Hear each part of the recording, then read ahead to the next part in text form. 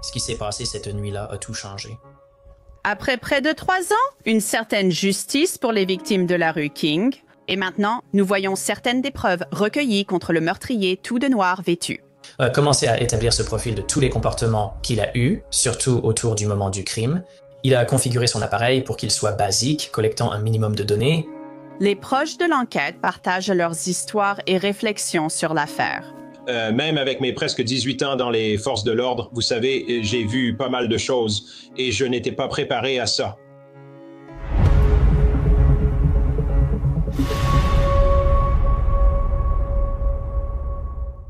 Bienvenue sur Law & Crime, je suis Angelette Lévy.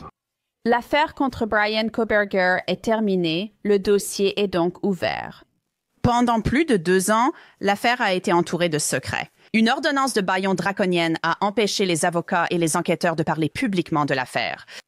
À la fin de 2022, les familles de Maddie Mogan, Keely Gonsalves, Xana Carnotal et Ethan Chapin ont attendu, espérant que l'assassin de leurs enfants soit identifié par des tests acides désoxyribonucléiques, et c'est arrivé. Bryan Kohberger a été identifié comme étant la source de l'acide désoxyribonucléique retrouvé sur un étui de couteau Ka-Bar trouvé à côté de la jambe de Maddie. La police d'État de Pennsylvanie est intervenue auprès de l'étudiant de l'Université de l'État de Washington aux premières heures du 30 décembre 2022 South. Kohberger a maintenu son innocence, tandis que ses avocats ont tenté à plusieurs reprises de faire retirer la peine de mort comme sanction possible. Au cours des requêtes et audiences préliminaires, nous avons appris que Kohberger avait acheté un couteau Ka-Bar, un étui et un aiguiseur sur Amazon plus de 8 mois avant les meurtres, qu'il conduisait sa Hyundai Elantra blanche cette nuit-là et que son téléphone portable était éteint pendant 2 heures, couvrant la période des meurtres. Ensuite, il y a eu ce selfie étrange pris 6 heures après les meurtres dans la salle de bain de l'appartement de Kohberger à Pullman. Un pouce levé pour se féliciter. Kohberger prenait beaucoup de selfies de lui-même. Il semblait obsédé par sa propre image et par les tueurs en série, y compris Ted Bundy. Nous en parlerons très, très bientôt.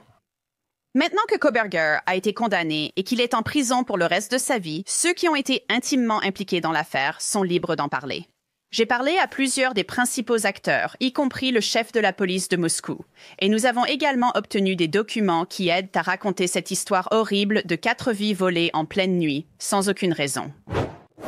Je savais que, généralement, quand je reçois un appel téléphonique un jour de congé comme celui-là, ce n'est généralement pas une bonne nouvelle. Je ne m'attendais certainement pas à apprendre que nous avions non seulement un homicide, mais un quadruple homicide. Et honnêtement, ma première réaction a été l'incrédulité. Je me suis dit, vous plaisantez? Je veux dire, non seulement les homicides à Moscou sont très rares, mais l'idée qu'on ait eu un quadruple homicide, mon cerveau n'arrivait tout simplement pas à le comprendre au début. Mais les gens à l'autre bout du fil ont dit « Oui, c'est bien réel. Alors prépare-toi et viens au travail. » Et c'est exactement ce que j'ai fait. Mitch Nunes, officier de police à Moscou, est arrivé le premier au 1122 King Road. Il pense qu'il répond à un appel concernant une personne inconsciente. Où est-elle? Oui, où est-elle? Où est-elle? Oui, s'il vous plaît, venez ici. Où ça? Ici en haut? Ici en haut. D'accord. Nous avons reçu un appel au 911 disant que quelqu'un... Et je viens juste de vérifier ici et il nous a invités maintenant. Et j'ai vérifié si elle respirait. Et je n'ai pas encore vérifié, mais je suis assez...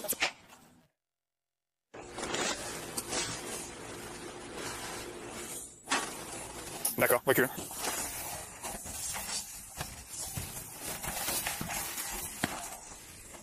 « 13-7-0.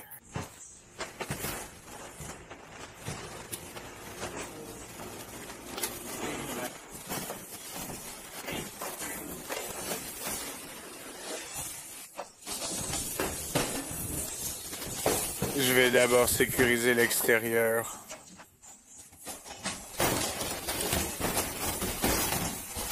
Il y a une entrée à l'arrière. Je m'apprêtais à baliser.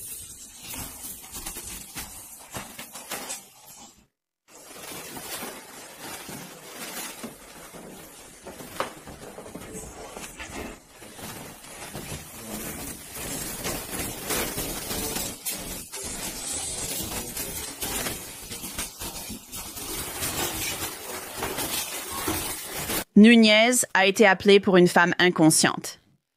Hunter Johnson, le meilleur ami d'Ethan Chapin, a emmené Ethan dans la chambre de Xana, où Ethan et Xana ont été brutalement assassinés. Hunter l'avait vu le premier et avait fait sortir Bethany et Dylan.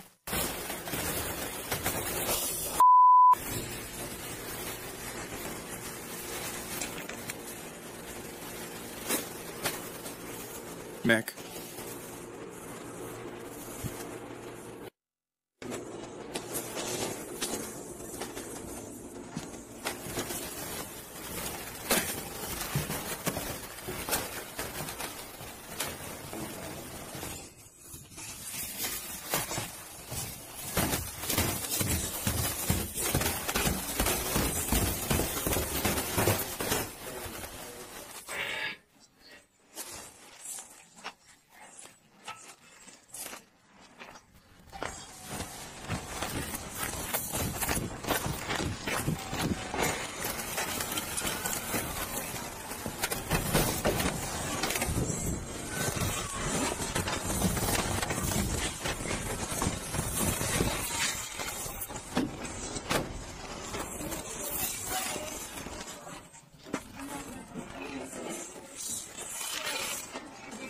Ah, d'accord.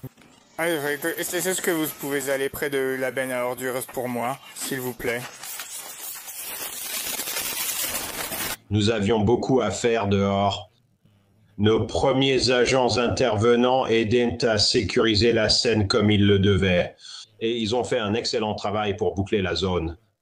Il y avait plusieurs personnes autour de cette zone, des jeunes de l'âge universitaire que nous devions identifier. Nous devions leur parler. Nous devions commencer cette enquête et commencer à découvrir, d'accord, où allons-nous à partir d'ici.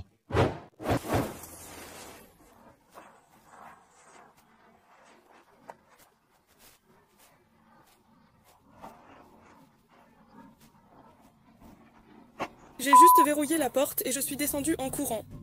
Nous ignorons ce qui se passe. J'ai simplement entendu qu'elle montait à l'étage, alors j'ai décidé de dormir. Tu as entendu qui monter à l'étage? Kaylee et le chien Murphy. Et en haut, tout en haut. Oui, c'est là que se trouve sa chambre.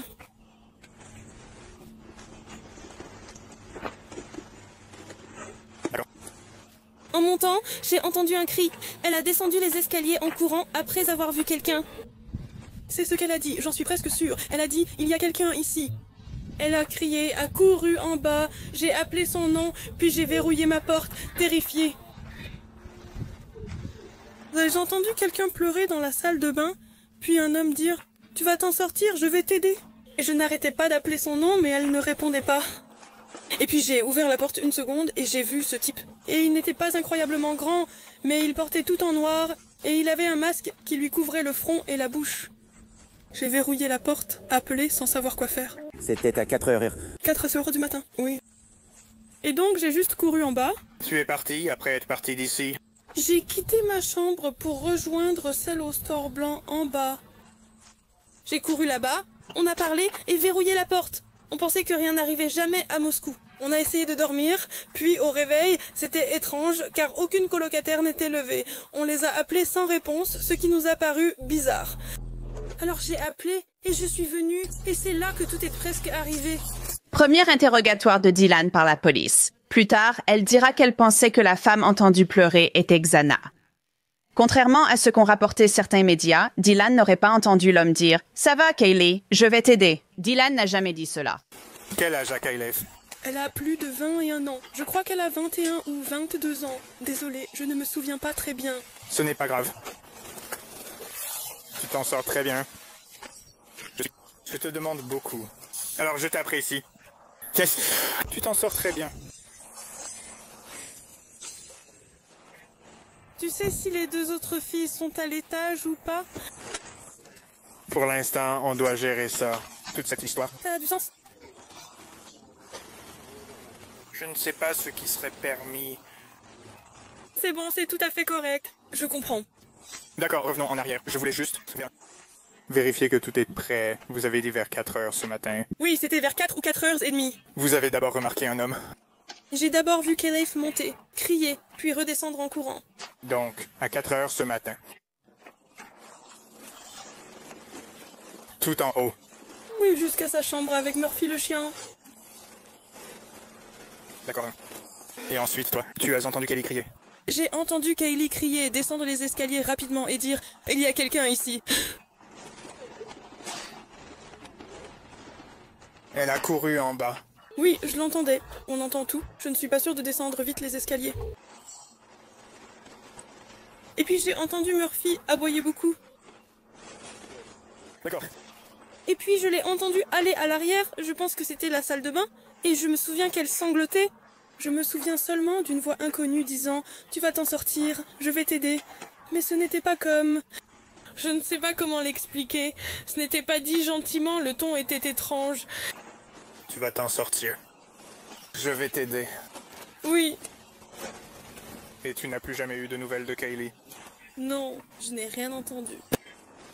J'ai continué à appeler son nom et à téléphoner. J'ai aussi appelé Xana, Maddie et Kaylee, sans réponse de leur part. Alors j'ai ouvert la porte pour regarder et c'est là que j'ai vu l'homme passer. Il m'a regardé sans venir ni parler, ce qui m'a déroutée. Je ne comprends pas et je crois qu'il est sorti par la porte latérale. Et puis j'ai appelé. Elle a dit qu'elle pensait à un incendie ou un feu d'artifice. On ne savait pas, on a juste entendu cela. Elle a entendu ce bruit fort et il y avait une lumière, je suppose. Tu entends un pop, un bang? Je ne sais pas. Est-ce que tu as entendu quelque chose? Ce que tu as entendu. Interrogée sur la raison pour laquelle le suspect l'a épargnée après l'avoir vue, elle a répondu qu'elle l'ignore et ne pense pas que quelqu'un ait tenté d'ouvrir sa porte alors qu'il en aurait eu la possibilité. Et pourquoi il serait passé plusieurs fois devant sa chambre. Elle a précisé que pour entrer par la porte-fenêtre, il fallait escalader un mur élevé. Elle a indiqué que le suspect aurait su que sa chambre était occupée, car il semblait connaître la disposition de la maison. Elle a également dit qu'il pourrait s'agir de quelqu'un qui était dans la maison l'année dernière, lorsque d'autres filles y vivaient. Les enquêteurs de la police scientifique ont commencé à traiter la scène sur King Road l'après-midi des meurtres signalés. Le 3 décembre, ils sont revenus sur place et ont trouvé plus de preuves, dont des canettes de bière. Luna a été retrouvée dans la chambre de Bethany. Des photos ont été prises de sa coiffeuse. Des canettes de bière ont aussi été trouvées dans l'escalier. Et dans le salon, un sac à dos noir a été photographié. Il était appuyé contre le mur. Il n'est pas rare que les enquêteurs retournent sur une scène de crime pour recueillir d'autres preuves à analyser. Les détectives ont aussi interrogé une ex-colocataire de la maison depuis déménager. Le rapport précise, la sergente Oxy lui a demandé si pendant son séjour il y avait eu des effractions ou des rumeurs de harceleurs. Il lui arrivait de se réveiller et de constater que la porte-fenêtre était déverrouillée. Elle pensait que cela venait peut-être de quelqu'un ayant oublié de verrouiller la porte après avoir reçu du monde la veille. L'ancienne colocataire a aussi déclaré aux enquêteurs qu'il était facile d'entrer dans la maison. La sergente Oxy a demandé pourquoi elle pensait qu'on voudrait nuire à ses amis pensant qu'une personne les surveillait. Elle en a toujours eu peur. Elle a toujours eu un sentiment de malaise, une sensation étrange dans la maison, ce qui est l'une des raisons pour lesquelles elle ne voulait pas y retourner. Elle pensait que la maison était facile à surveiller et à pénétrer car il n'y avait pas de store et à cause de sa disposition. Elle avait dit qu'à un moment donné, la porte-fenêtre était cassée. Si on la secouait d'une certaine manière, la porte se déverrouillait.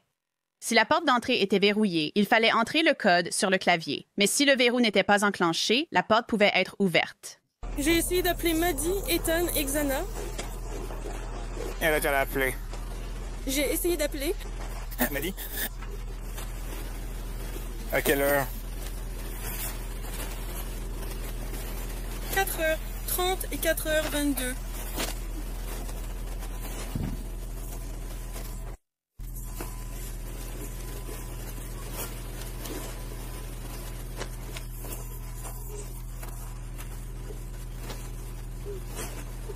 Puis Kaylee à 16h30.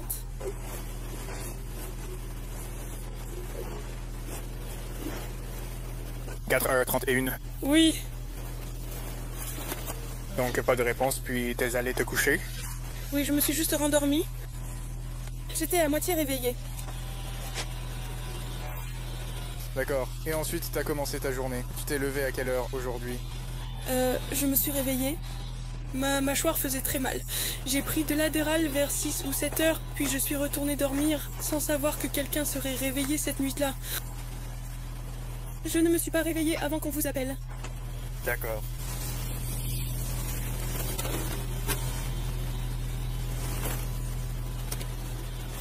Moscou 7-0 était en place lors de cet appel.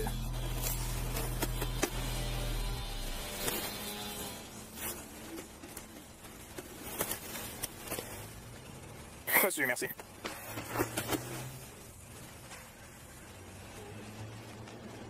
D'accord. Tu te souviens avoir vu quelqu'un là-dedans? J'étais littéralement en bas tout le temps avec ma porte fermée à clé, c'est pour ça que j'ai un peu dormi.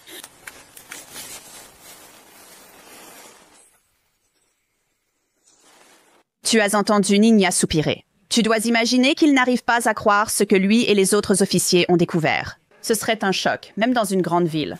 Est-ce qu'il y a autre chose que tu surveilles pour l'instant? Je peux simplement commencer à retourner vers le... Ouais, donc, en ce qui concerne le mandat de perquisition, donnez la description de l'endroit. D'accord. D'accord. Qu'est-ce que tu fais? Eh bien, tu plaisantes. On a un quadruple homicide.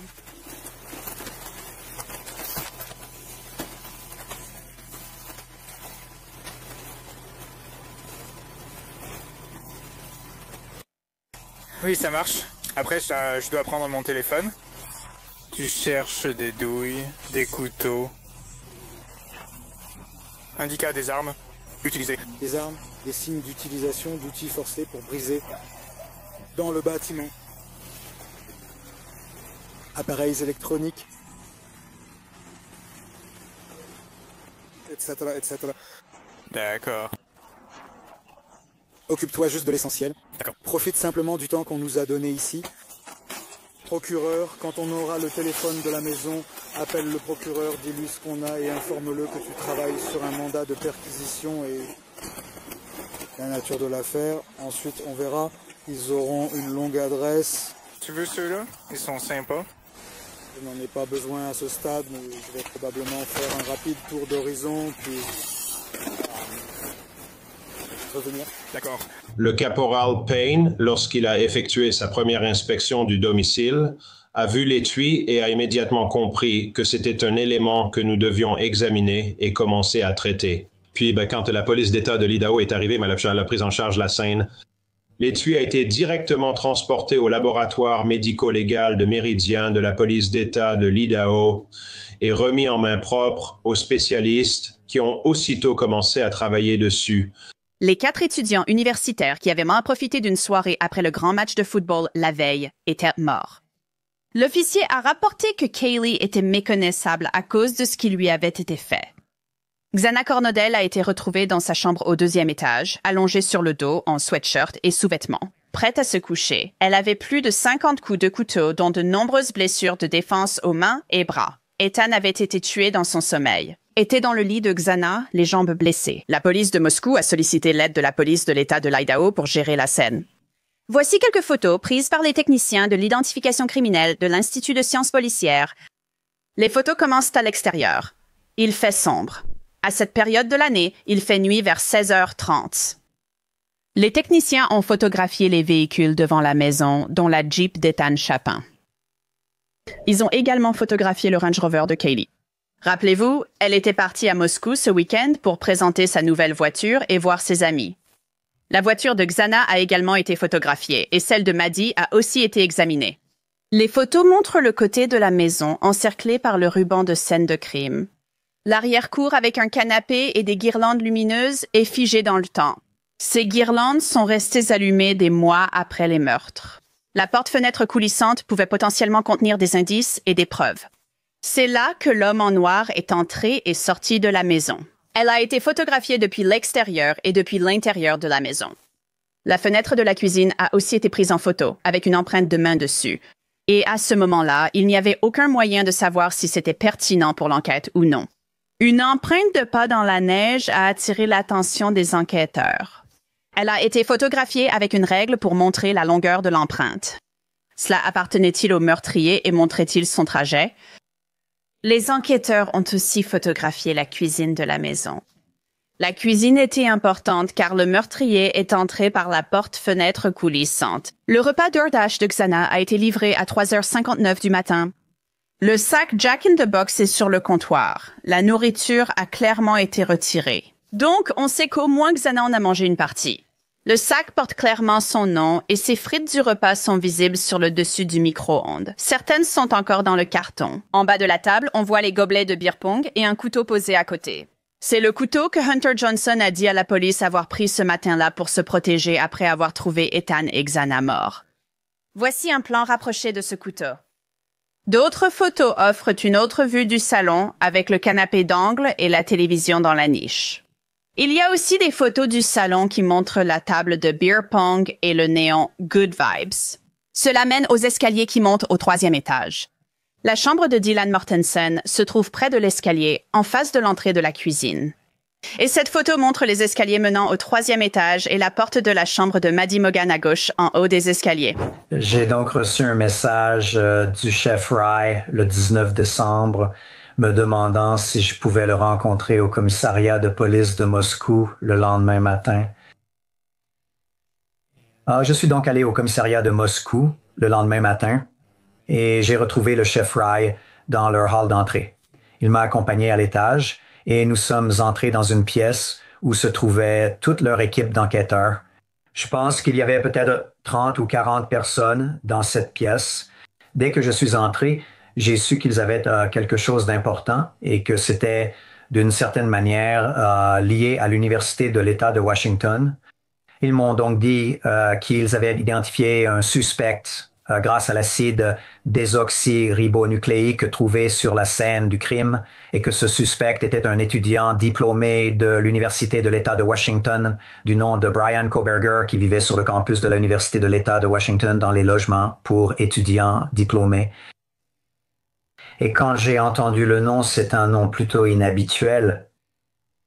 Il m'a fallu un moment, mais ensuite, je me suis souvenu que j'avais interviewé Brian Koberger et j'ai dit à l'équipe d'enquête que je l'avais déjà rencontré pour ce poste de stagiaire et que j'avais son curriculum vitae et sa lettre de motivation pour ce poste que je pouvais leur fournir.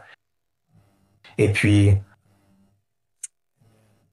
après cela, j'ai recueilli des informations sur son appartement où il vivait et sur son bureau d'assistant diplômé qu'il partageait avec un autre doctorant en vue de préparer un mandat de perquisition par la suite. Ce n'était pas un appartement typiquement occupé. Département de police, mandat de perquisition, ouvrez la porte. Voici le salon de Koberger avec un canapé 2 places, une télévision et un placard. L'intérieur de ce placard était en désordre, mais son contenu était intéressant vu ce que nous savons aujourd'hui. Le salon est peu meublé. Canapé 2 places, télévision sur meuble télévision et petite table basse. Le canapé 2 places faisait face à la télévision. Un placard était à côté. Nous ignorons à quelle fréquence Koberger regardait la télévision. Un aspirateur était dans le placard. Les techniciens de la police scientifique l'ont photographié, marqué comme preuve, sans savoir ce qu'il contenait. Ils ont même photographié le réservoir qui recueille tout ce que l'aspirateur ramasse. Les étagères du placard débordèrent de papier, boîtes et bricoles, comme si tout avait été jeté au hasard. Cela semblait totalement désordonné. De l'autre côté du placard, un gant en nitrile noir a été photographié, ainsi que quelques autres similaires. Rappelez-vous, le tueur a été décrit comme étant habillé tout en noir. Dans le placard, il y a aussi un reçu Walmart pour un bonnet Dickies et des reçus Marshalls à Moscou d'août et septembre. Les enquêteurs ont aussi pris en photo un reçu Target du 4 juillet situé à Moscou. Koberger a acheté une Fire Stick. Koberger a aussi eu plusieurs contraventions de stationnement retrouvées et photographiées dans l'appartement. Il avait dit à un professeur qu'il avait trouvé un moyen de déjouer les agents de stationnement. Dans le meuble télévision de Koberger, plusieurs livres étaient simplement entassés. Tous les sujets semblent être liés à la criminologie. Les enquêteurs ont disposé les livres pour les photographier. Certains des titres ont été abordés dans les travaux de Koberger et ils semblent plutôt ironiques compte tenu de la situation dans laquelle il se trouve maintenant. L'incarcération de masse jugée. Un autre livre s'intitule « Pourquoi les innocents avouent et les coupables sont relâchés ». D'abord, laissez le Seigneur s'en charger. Ce livre s'intitulait « En danger dans la tour d'ivoire, la victimisation sexuelle des étudiantes ». Le livre décrit les réactions des femmes face aux agressions sexuelles. D'après le reçu joint, le livre a été envoyé à la propriétaire en 2012. Kohberger a écrit sur la prise de décision des délinquants, l'émotivité et le cambriolage à but matériel. Dans une phrase, Kohberger a écrit qu'il avait l'intention d'entrer dans une prison pour mener des recherches. Le sujet sera exploré au moyen d'entretiens semi-structurés en personne dans un environnement carcéral. Le professeur a dit avoir beaucoup à dire à ce sujet. L'écriture de Kohberger est très formelle et technique. Un professeur lui a dit d'éviter le langage fleuri. Il a aussi analysé le travail d'un professeur sur la prise de décision myope des délinquants sexuels. Il a écrit un autre mémoire sur la peine de mort et l'éthique, ce qui est assez ironique. Les camarades de classe de Kohberger ont dit qu'il était le seul étudiant de leur classe à soutenir la peine de mort. Le congélateur et le réfrigérateur de Kohberger contenaient plusieurs aliments véganes, dont de la pizza surgelée, des pommes noisettes, du lait d'amande et du fromage vegan. Le congélateur semble par endroits que la nourriture a juste été entassée dans la porte. La chambre montrait le lit et le placard de Kohberger. Plusieurs chemises, quelques jeans et articles de literie étaient dans le placard, mais peu d'autres choses, seulement quelques cintres. Dans la chambre, un ordinateur sur le bureau entouré de poussière, signe d'un long manque de nettoyage. Ensuite, il y a la salle de bain où Kohberger a pris ce selfie le matin des meurtres. On voit le miroir où il a pris ce selfie, la baignoire et le carrelage sont très propres. Il n'y a pas de rideau de douche. Ses avocats diront plus tard qu'il le jetait souvent pour éviter la moisissure. Les enquêteurs ont démonté le drain de la baignoire pour chercher de l'acide désoxyribonucléique, mais n'en ont trouvé aucun des victimes. La police détail a récupéré certains objets et nous les avons conservés. Ils ne pouvaient pas l'emmener dans l'Idaho sans ordonnance, car cela traverse les frontières de l'État. Donc, nous avons gardé ces objets jusqu'à ce qu'une ordonnance du tribunal soit obtenue. Et ensuite, la police d'État de l'Idaho est venue récupérer les preuves. Nous communiquons beaucoup avec notre campus. Les étudiants, professeurs et personnel étaient inquiets et effrayés. C'était cependant les vacances d'hiver. Donc, il n'y avait pas beaucoup de monde sur le campus à ce moment-là, mais il y avait quand même des étudiants qui allaient revenir pour le semestre suivant et des parents qui nous suivaient. Et donc, nous avons déployé beaucoup d'efforts avec tous nos partenaires du campus, avec nos étudiants d'INA, le bureau, les services de conseil et de soutien psychologique, le bureau du président et celui du provost, simplement pour communiquer avec tout le monde sur ce que nous savions, les mesures que nous prenions pour assurer la sécurité de notre campus et, vous savez, notre engagement à tenir tout le monde informé avec les informations dont nous disposions. La police de Pullman a publié une vidéo de surveillance du matin des meurtres. Elle montre la Hyundai Elantra blanche de Bryan Kohberger rentrant chez lui à 5h27. Nous allons ralentir la vidéo. Regardez encore une fois. La caméra est proche de l'appartement de Kohberger. Kohberger a été transféré à Boise, comté d'Ada, après avoir obtenu le changement de lieu de procès. Quelques semaines avant la sélection du jury, Kohberger a demandé à modifier son plaidoyer. Pour l'accusation de cambriolage, crime, comment plaidez-vous, Monsieur Kohberger, coupable ou non coupable? Coupable. Les procureurs voulaient utiliser une maquette 3D de la maison sur King Road pour illustrer son agencement au juré. Le FBI a construit la maquette, mais la maison miniature n'est plus nécessaire. Pour le chef d'accusation numéro 2, meurtre au premier degré concernant Madison Mogan, plaidez-vous coupable ou non coupable? Coupable. Pour le chef d'accusation 3, meurtre au premier degré de Kaylee Gonsalves, plaidez-vous coupable ou non coupable? Coupable. Pour le chef d'accusation numéro 4, meurtre au premier degré de Xana Kernodle, comment plaidez-vous, coupable ou non coupable? Coupable. En ce qui concerne le chef d'accusation numéro 5, meurtre au premier degré d'Ethan Chapin, un être humain, comment plaidez-vous, coupable ou non coupable? Coupable. Pour la première fois, le public découvre une partie de ce que la police a vu lorsqu'elle est entrée dans la maison de la rue King. Les familles de Maddie et Ethan demandent à un juge d'interdire la diffusion définitive des photos de Maddie, des chambres de Xana. KTVB a partagé ces photos qu'ils ont reçues et elles montrent des zones à l'intérieur de la maison qui sont floutées et caviardées. Il y a aussi des images de la porte-fenêtre par laquelle Bryan Kohberger est entré le matin du 13 novembre 2022 avec l'intention de commettre un meurtre. Les photos montrent aussi des empreintes de mains sur la fenêtre arrière sans que l'on sache à qui elles sont. L'émission Today Show a aussi diffusé des photos de KTVB, dont une montrant les bottes de Maddie au sol. Vous voyez aussi des gobelets rouges solo. Les photos montrent une maison universitaire typique qu'un homme a détruite, la transformant en une scène de crime horrible. Pour quelle raison? Nous ne savons toujours pas, et quelle que soit la raison qu'il donnerait, cela n'aurait jamais de sens pour aucun d'entre nous. La publication des photos a suivi la diffusion de celle de Bryan Kohberger. Elle le montre peu de temps après son arrestation, le 30 décembre 2022. La police d'État de Pennsylvanie a fait une descente au domicile de ses parents en Pennsylvanie. Kohberger portait des vêtements entièrement noirs ce matin-là. La vidéo de 1112 King Road a été enregistrée par cette caméra. La maison se trouve juste à côté de l'endroit où Maddie, Kaylee, Xana et Ethan ont été assassinés.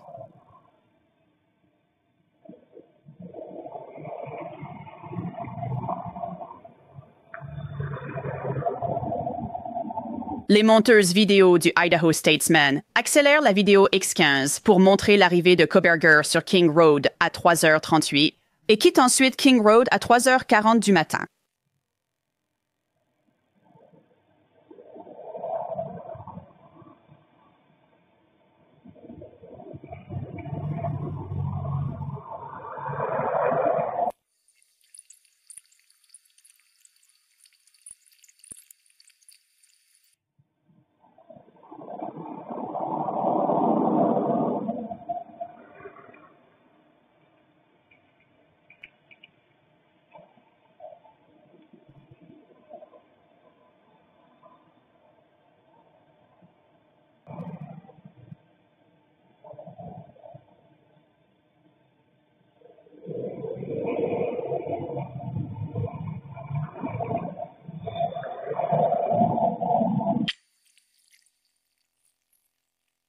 À 3h51 du matin, on aperçoit la livreuse DoorDash dans la rue. Dans sa déposition, elle a déclaré avoir eu du mal à trouver l'adresse, utilisant même une lampe de poche pour repérer les numéros sur la maison. À un moment donné, elle se retourne et on peut la voir revenir vers le 1122, rue King, sa lampe de poche à la main. À 3h56, la Elantra blanche reprend la rue King, puis repart à 3h58.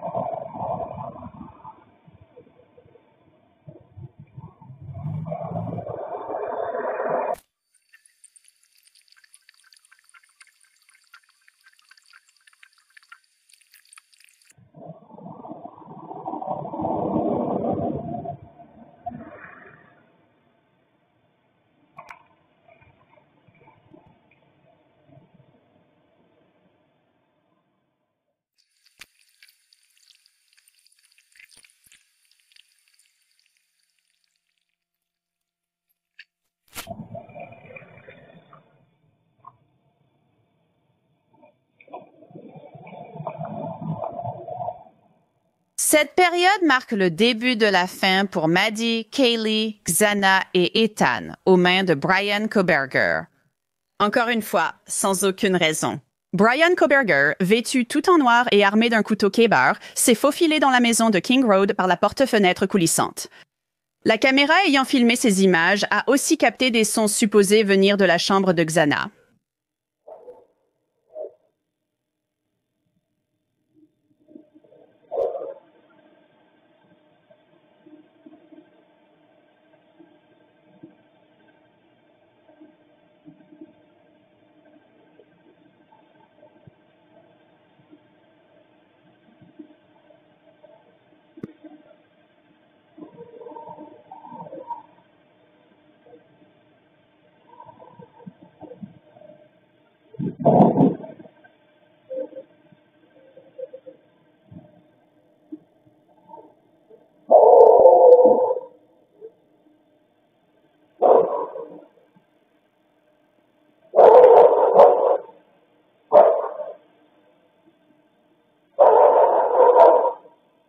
Le bruit sourd aurait pu être Xana tombant au sol.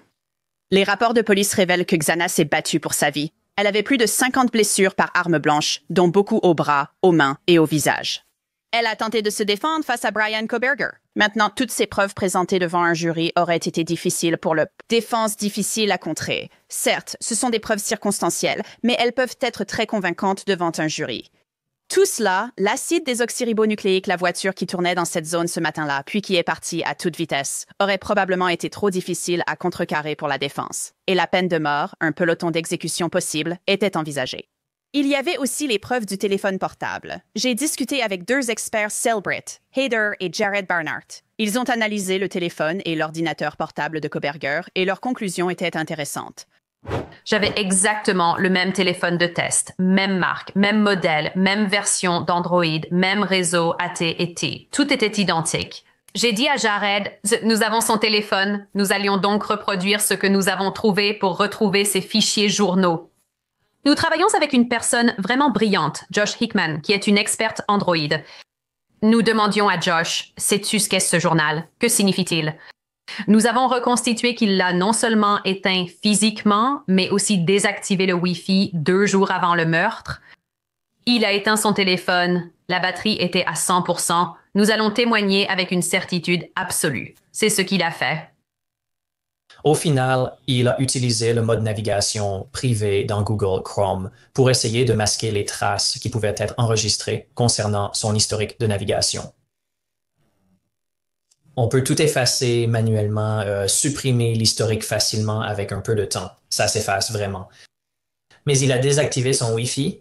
Son appareil ne pouvait plus chercher, émettre des signaux ni communiquer avec des réseaux pour signaler sa présence. Il a utilisé NordVPN, ce qui en soi est anodin. Ce n'est pas forcément malveillant. Beaucoup de personnes soucieuses de sécurité utilisent des VPN. Certains utilisent les VPN pour accéder à des contenus étrangers par plaisir. Mais à mesure que vous commencez à établir ce profil de tous les comportements qu'il a eus, surtout autour du moment du crime, il a configuré son appareil pour qu'il soit basique, collectant un minimum de données. Et donc, quand nous avons commencé à examiner les preuves provenant de l'Android, ce n'était pas ce qui était là, mais très clairement ce qui n'était pas là. Ensuite, nous avons intensément analysé les moments entourant le vide temporel où son téléphone a été éteint en pleine nuit. Ce qui serait normal, mais cela m'a frappé car j'ai mené des enquêtes pendant des années et réalisé de nombreuses analyses d'extraction de dispositifs mobiles. Et voir de la pornographie n'est pas étrange. Voir ce qui intéresse quelqu'un n'est pas étrange. Mais le fait que cette personne avait du contenu non consensuel, uniquement cela, pas une seule autre chose qui était un acte sexuel consensuel. Tous étaient agressifs ou drogués. Y a-t-il eu autre chose à cette période que tu as trouvé hors norme ou inhabituel? Sur son ordinateur. Donc, c'est censé être son ordinateur de l'école. Et d'après les rapports que j'ai lus, Jared et moi avons vraiment bien réussi à rester en dehors des médias, à ne pas lire les choses, à ne pas écouter les choses. Lors de nos appels d'enquête, il paraissait appliqué. Je ne devrais pas dire un bon élève, mais il n'a pas manqué. C'était un élève attentif qui ne ratait vraiment rien. Il était présent. Il avait de grandes périodes d'inactivité sur son ordinateur du 12 octobre au 16 novembre. Cependant, l'ordinateur, tout comme Jared l'a dit, tout ce que vous faites ou ne faites pas, l'ordinateur le suit en permanence. L'ordinateur montrait l'utilisation du navigateur, mais aucun historique ni activité n'apparaît ensuite. Donc, nous savons qu'il effaçait ses traces et ce que cela peut être, qui sait, et c'est quelque chose que je pense que beaucoup de gens aimeraient savoir. Qu'est-ce qu'on pense qu'on aurait trouvé s'il n'avait pas effacé ses traces numériques? Le Mad Greek est maintenant fermé, mais le restaurant servait quelques plats végétaliens. Les forces de l'ordre affirment n'avoir trouvé aucun lien entre Koberger et les victimes. J'ai demandé à Hayder et Jared s'il était possible que Koberger ait déjà visité le Mad Greek. C'était la seule découverte qui... Transmise à l'accusation, ils ont dit que la défense n'aimait pas, ce qui m'a fait penser qu'on avait quelque chose. Comme si... C'est génial. Il y a donc un fichier de cache Google Maps qui a été récupéré depuis l'Android et qui montrait Mad Greek. Et il semble que, en fait, je l'ai juste devant moi. Ça ressemblait presque à un avis. Ou si vous pensez à quand vous cherchez sur Google Maps et que vous regardez les restaurants à proximité, on pourrait appeler ça comme ça. Vous pouviez regarder comment obtenir l'itinéraire. Vous pouviez consulter un menu. Donc, il semble que toutes ces options étaient disponibles. Maintenant, la question est, est-ce que ce fichier pourrait contenir le Wi-Fi? Absolument, mais je ne sais pas. Le problème, c'est que Mad Greek, le nom de leur Wi-Fi était Mad Greek. Donc, ce n'est pas utile de voir ce qu'il y avait dans cette liste. Mais Jared et moi avions déjà regardé cela plusieurs fois et je vais continuer à tester pour mieux comprendre. Le procureur a demandé, Heather, est-il possible que l'utilisateur était à Moscou et cherchait des restaurants ou bars sur Google Maps et que Mad Greek soit apparu? Je dirais que oui. Mais si la défense venait et disait, Heather, est-il possible que depuis Pullman dans l'État de Washington, le suspect ait cherché des restaurants à Moscou et que celui-ci soit apparu? Oui, cela pourrait arriver. Donc, ce n'est pas comme si on pouvait le relier à l'emplacement du Mad Greek, mais Mad Greek, il a vu physiquement Mad Greek sur son téléphone. Il a recherché beaucoup d'intrusions à domicile, de cambriolages, de meurtres d'étudiants, de tueurs en série. Je me souviens quand on l'a trouvé la première fois, Jared. J'étais au FBI, il n'y était pas et je l'appelais. J'ai vu quelque chose de bizarre, Danny Rowling. Et il a dit, attends, c'est quoi ce nom? Jared a cherché. L'éventreur de Gainesville, un tueur d'étudiantes, même couteau. Il y avait beaucoup de... Des détails étaient vraiment troublants et Jared en a trouvé d'autres en fouillant le téléphone. Tu veux en parler?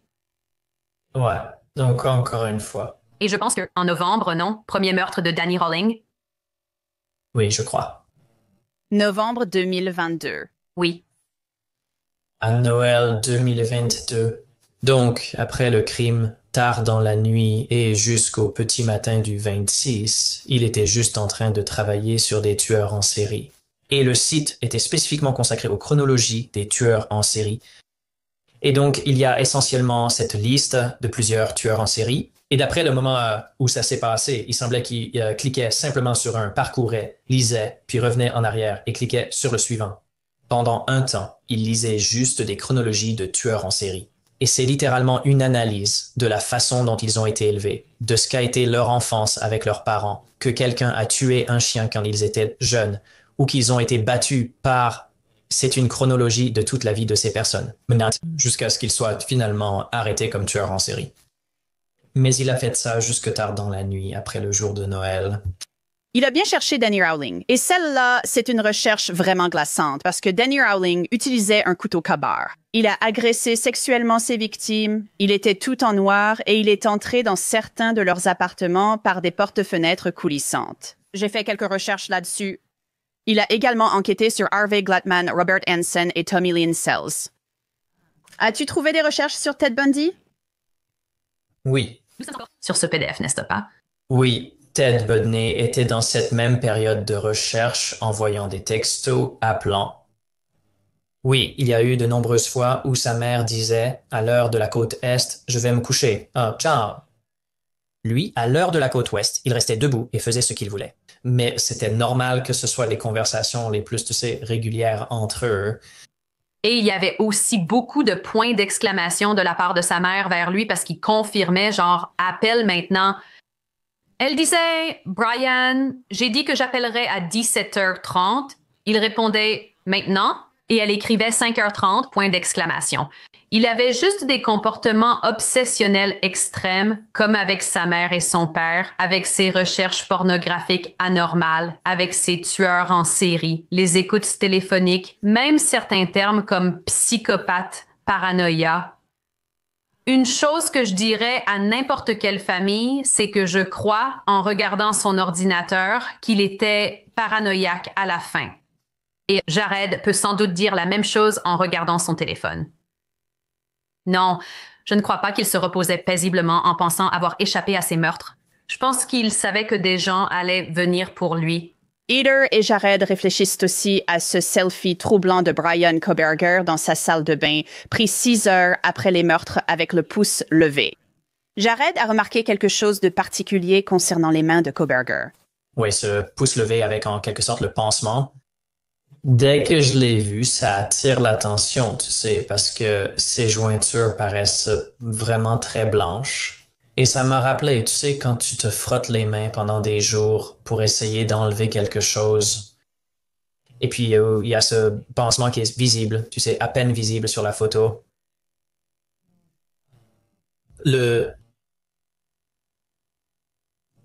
Il y a la photo avec le sweat à capuche aussi, donc elle a aussi été assez populaire dans l'affaire.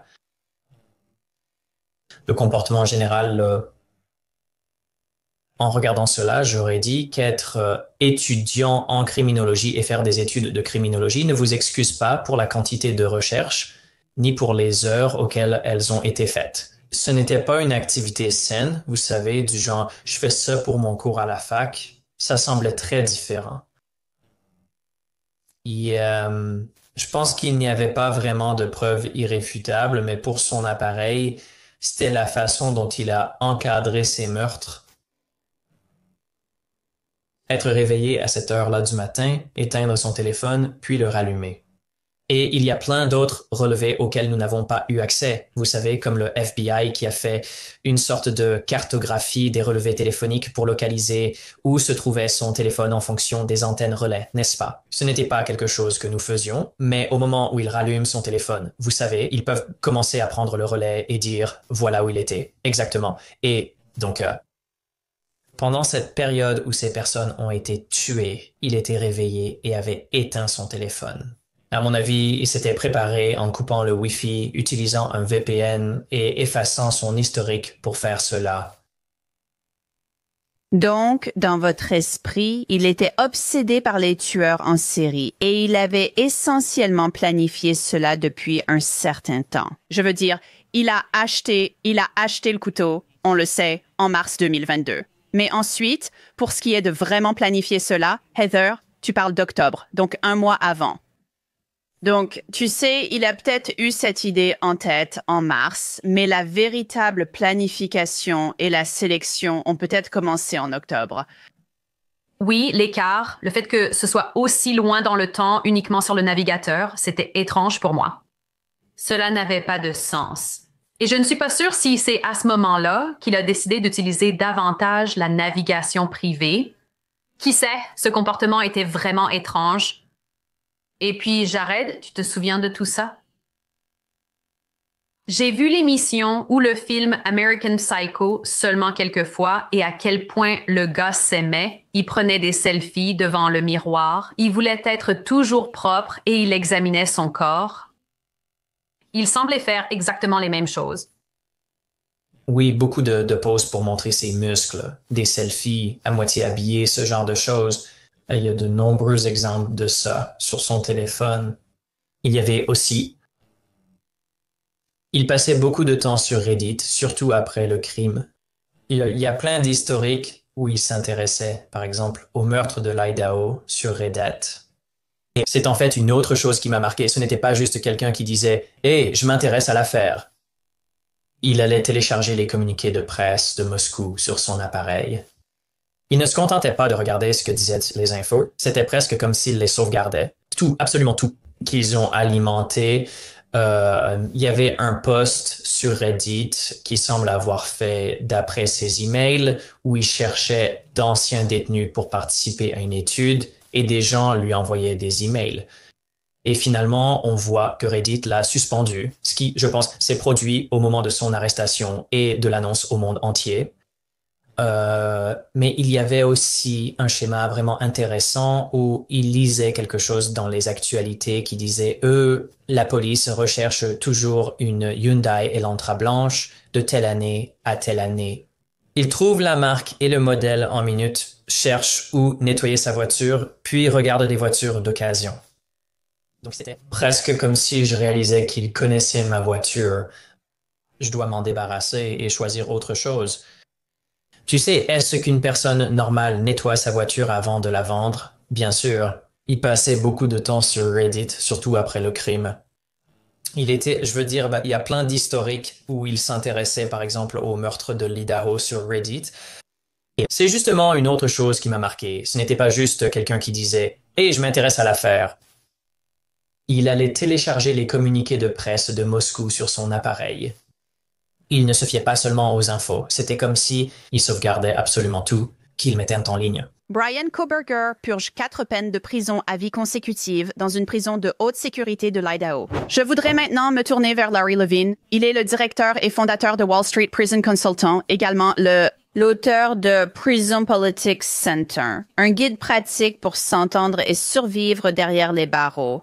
Larry, ravi de vous revoir dans Crime Fix et merci d'être à nouveau avec nous. J'aimerais avoir votre réaction à toutes ces informations concernant Bryan Kohberger, qui, soi-disant, je dis soi-disant car je n'ai pas encore eu de retour de la prison, serait torturé et tourmenté à travers les conduits d'aération par d'autres détenus du bloc J. Oui, eh bien, il n'est pas torturé.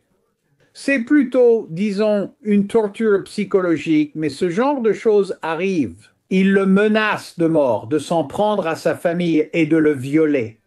Il crie à travers les conduits d'aération, il frappe contre les murs. Il s'immisce dans sa tête. Mais au final, ils ne peuvent rien faire. Tu sais, il n'y a rien à faire. Ils ne peuvent pas l'atteindre. Et ce type est en prison. Il a tué 4 enfants. Qu'est-ce qu'il attendait? Il n'a pas commis un crime populaire ou quoi que ce soit. Un braqueur de banque aurait plus de respect que lui, un dealer de drogue. Ce type n'a rien à attendre et pense-y comme ça. Les flics le détestent aussi. Il n'y a aucun doute là-dessus. Comme lors de ma garde à vue, certains arrêtés pour pédopornographie prétendaient être là pour fraude, drogue ou autre. Et puis c'étaient les flics qui disaient aux détenus pourquoi ils étaient là, parce que les flics ne les aimaient pas non plus. Comme ça, les détenus pouvaient le tourmenter ou les tourmenter. Donc, les flics n'ont aucune réelle obligation de faire quoi que ce soit pour empêcher ça. Il va juste devoir encaisser ça pour le reste de sa vie. C'est un fait. Le reportage est là, et vous savez, nous avons entendu Chris McDonough plus tôt dans l'émission. Vous savez, il reçoit cette information. Il a beaucoup de sources. C'est un ancien agent des forces de l'ordre. Vous savez, il reçoit l'information que Kohberger se plaint de cela, qu'il n'aime pas ça. Vous savez, eh bien, c'est un peu comme ça que fonctionne la prison. Je veux dire, vous arrivez et vous êtes un prévenu bien connu. Vous savez, il va y avoir un certain niveau de bizutage. Il est dans le bloc J. Il est en logement restrictif à long terme. Il passe 23 heures par jour en cellule. Il va dans la cour pendant 1 heure par jour. Chaque fois qu'il est déplacé quelque part dans cette prison, il est menotté et il peut prendre une douche 1 jour sur 2. Donc, vous savez, il n'est vraiment pas dans une bonne situation. Je suppose que même si le bloc J accueille des détenus dangereux, si vous êtes en détention restrictive à long terme, c'est parce qu'il y a une raison pour laquelle vous restez dans ces cellules 23 heures par jour. Ils doivent probablement se dire, vous savez que les gardiens de prison se disent sûrement, eh bien, c'est comme ça que ça se passe. Tu vas te faire bisuter, tu vas te faire chahuter. Et je suppose que c'est leur travail de le protéger et de garder tout sous contrôle de l'ordre. Mais ils ne se soucient pas si les gens sont en train de le harceler à travers les conduits d'aération. Kohberger va juste devoir prendre sur lui. Maintenant, il fait face aux réalités de la vie en prison. Et là, il y avait un juge de la Cour suprême, Dieu, il y a 50 ans, je crois que c'était Thurgood Marshall, qui a dit que les droits civils d'un détenu ne s'arrêtent pas aux portes de la prison. Donc il a certains droits civils, mais c'est le droit d'être en sécurité. Il est en sécurité, enfermé dans une cellule, hors de portée des autres. Il dépose des plaintes pour harcèlement et bizutage. Et alors? Je veux dire, personne n'en a rien à faire, mais à la longue, il devrait s'inquiéter, je ne sais pas, avoir peur, être préoccupé. Il devrait s'inquiéter pour sa vie jusqu'à la fin de ses jours parce que tôt ou tard, quelqu'un finira par l'atteindre. Hey, Jeffrey Dahmer, regarde. Regarde Ramirez, traqueur de la nuit. Toutes ces personnes étaient en détention sécurisée et ils les ont tous atteints. Peut-être que cela traverse l'esprit de Kohberger, je ne sais pas. Mais chaque petit bruit qu'il entend, les rumeurs, les coups, tout tourne en boucle dans sa tête. Et j'imagine que ça le rend fou. Et quelqu'un va l'éliminer et cette personne deviendra une sorte de héros populaire pour le reste de sa vie. Je te posais la question car c'est à la prison et au département de la correction d'assurer sa sécurité. Ils doivent assurer la sécurité des prisonniers. Mais nous connaissons la réalité de cela. Toi en particulier, Larry, tu connais la réalité de cela. Je l'ai vu dans d'autres affaires médiatisées. Ils ne peuvent pas toujours les protéger. Et parfois, ils les transfèrent dans un autre État. Ils ont ces accords interétatiques ou quelque chose comme ça. Il y en a beaucoup. Voilà un exemple. Oui. Et donc, je l'ai vu. Je le regarde en ce moment même dans l'affaire du massacre du comté de Pike, dans l'Ohio. 2 accusés ont été transférés hors de l'État dans cette affaire. Nous ne savons même pas où Jake Wagner a été transféré parce qu'ils n'ont pas pu assurer sa sécurité dans une prison de l'Ohio. Et il est considéré comme une balance. Alors, je me dis, s'il est en détention restrictive à long terme et qu'il est dans une cellule 23 heures par jour, il ne sort dans la cour de récréation qu'1 heure par jour. Je me demande si cela signifie qu'il est un peu isolé dans cette cour de récréation. Où pourrait-il vraiment être en danger? Parce que peut-être que dans 5 ans, il le transfère dans la population générale. La population a... Où pourrait-il être en danger? Peut-être qu'un vaisseau spatial atterrira aussi devant ton studio. Jamais, ils ne mettront jamais, même dans 1 million d'années, ce Quang dans la population générale.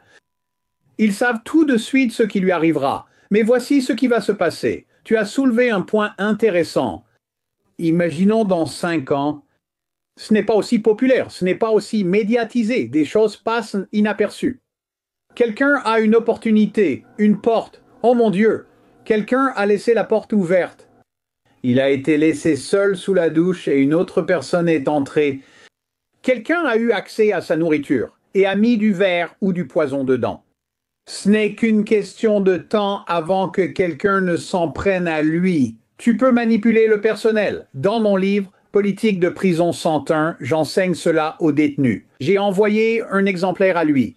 J'apprends aux détenus comment manipuler le personnel, comment manipuler les autres détenus. Donc, il y aura une situation où quelqu'un finira par l'atteindre. Et ça, c'est un fait. Il n'y a rien que personne ne puisse faire à ce sujet. Absolument rien.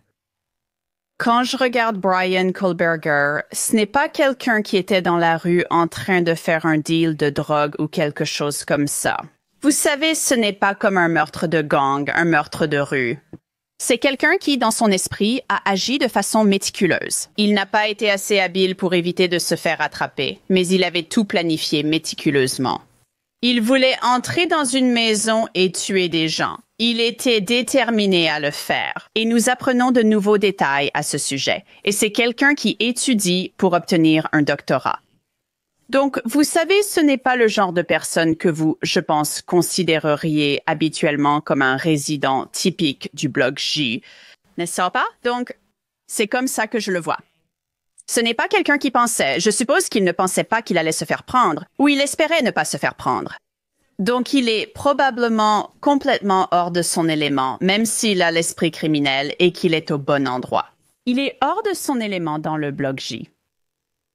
Absolument, parce qu'il est avec de vrais criminels dans... C'est vrai. Et c'est un vrai criminel, mais tu vois ce que je veux dire. Mais d'accord, prenons la personne qui va commettre, par exemple, j'ai beaucoup de gens qui ont fait des fraudes près du programme de protection pendant le Covid. Ils ont rempli une demande par erreur et ont signé leur nom. Ils ont fait de mauvais choix. Il a sciemment tué ces personnes. Et je ne pense pas que Kohlberger, même si je pense que c'est un sale type, je ne pense pas qu'il soit entré dans cette maison en sachant qu'il allait tuer 4 personnes parce qu'il n'avait vraiment aucune idée de qui était là, ni dans quelle pièce il se trouvait. Il est tombé sur ces personnes et il a tué des gens au fur et à mesure qu'il traversait la maison parce qu'il savait qu'il était là. Ils l'ont découvert. Maintenant, penses-tu vraiment qu'il est allé là-bas avec l'intention de la tuer? Peut-être pas. Peut-être qu'il y est allé avec l'intention de la violer, mais dans sa tête, parce que ce type est cinglé, les choses ont dégénéré. Une chose en a entraîné une autre. Je doute qu'il soit entré là pour tuer 4 personnes. Pourquoi ne l'a-t-il pas fait? Je suis d'accord avec toi. Je suis d'accord. Je ne crois pas qu'il soit venu tuer 4 personnes, mais peut-être une seule. Et dans sa tête... ça lui a complètement échappé. Je pense qu'il n'est pas aussi intelligent qu'il le croit. Je veux revenir sur le fait que tu lui as envoyé le livre. As-tu eu une réponse de sa part? Non, je n'ai jamais eu de réponse de sa part. Je sais qu'il a reçu le livre. Le livre reste sur Amazon parce que je l'ai envoyé à Puff Daddy et à Luigi et il m'a été retourné. Je l'ai envoyé à Ghislaine Maxwell, elle l'a bien reçu. Et quand ils le retournent et le rejettent à Amazon, je reçois un avis de refus. Je n'ai jamais reçu d'avis de refus pour Kohlberger, donc je sais qu'il l'a reçu. Et il a beaucoup de temps libre. Alors peut-être qu'il l'a lu. Il devrait vivre selon mon livre, parce que cela pourrait bien lui sauver la vie un jour. Les familles de Maddie, Kaylee, Xana et Ethan, elles sont encore en deuil et elles font de leur mieux, chacune à leur manière, pour aller de l'avant en se souvenant de leurs magnifiques enfants. C'était Crime Fixe avec Angelette Lévy. Merci de votre écoute. À la prochaine.